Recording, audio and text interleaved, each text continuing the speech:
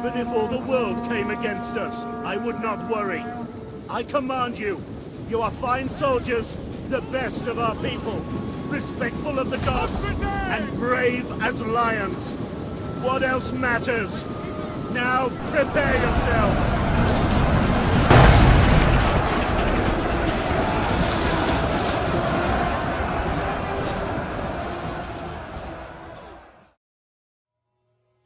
Welcome to Ancient Military Tactics, a channel dedicated to providing visual representation of how ancient militaries operated and waged war, going into detail about the real tactics they used to win battles, and showing you, the viewer, how this would have looked in ancient times. In this video, we will be describing the tactics used by the Spartans in the Battle of Thermopylae, arguably the most famous of the ancient Spartan battles. At the mere age of 7, Spartan boys were sent into the Agage, an extreme education system designed to instill a warrior culture.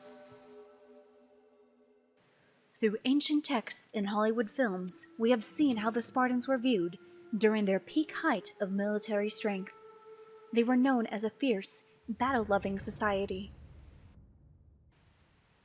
The Spartans fought in the phalanx hoplite style, which was the main battle tactic used by the Greeks.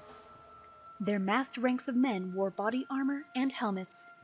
They carried round shields fixed by a pair of straps to their left arms. Each shield protected the left side of the man holding it and the right side of the man next to him. When grouped together like this, they proved to be a formidable force. They had a wall of shields protecting their front, while a hail of blades and spears rained down from the top. This type of warfare was won as a unit, not as an individual. Mostly, these battles would be a shoving match, with the side that is able to maintain its front line and shove the opposing side back most efficiently being the winner.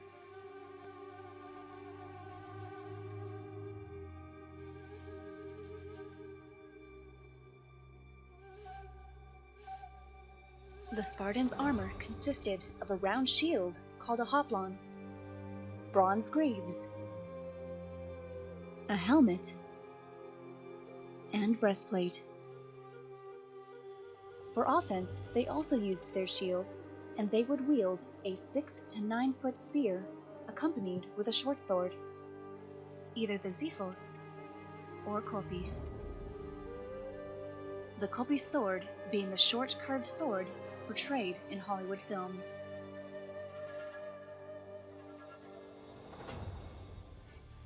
The Persians' armor consisted of felt caps, tunics, mail, and a weak wicker shield, accompanied with a short spear and deadly composite bows. So, the Spartans obviously were more protected and better prepared for battle, with their bronze armor, short swords, and long spears. The Battle of Thermopylae took place in 480 BC. The two opposing sides were the Spartans, led by King Leonidas, and the Persians, led by King Xerxes.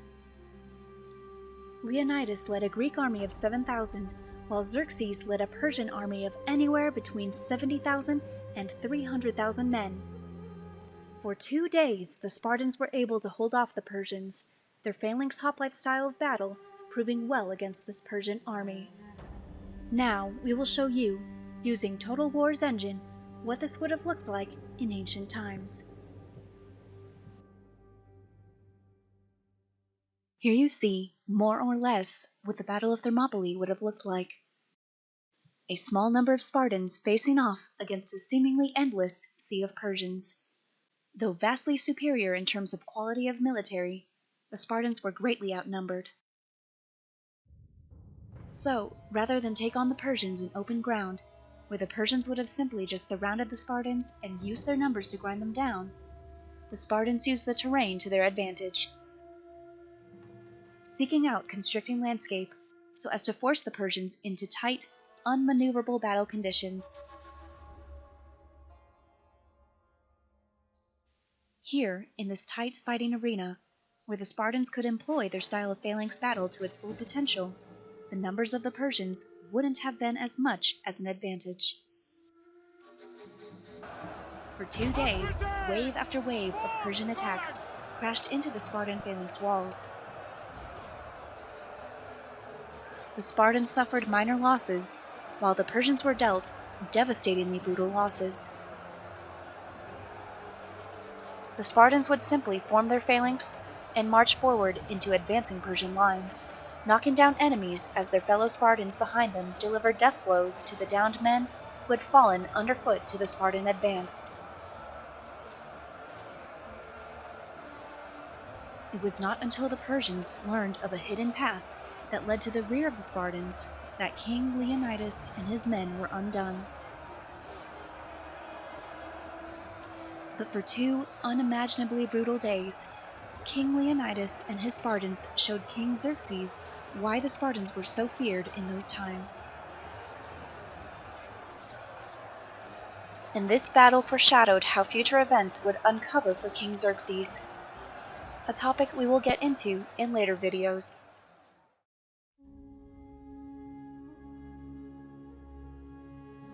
Thank you for watching Ancient Military Tactics, your go-to resource for the strategies and tactics used by ancient militaries throughout history to conquer their foes. We are a brand new channel, and your support would mean the world to us.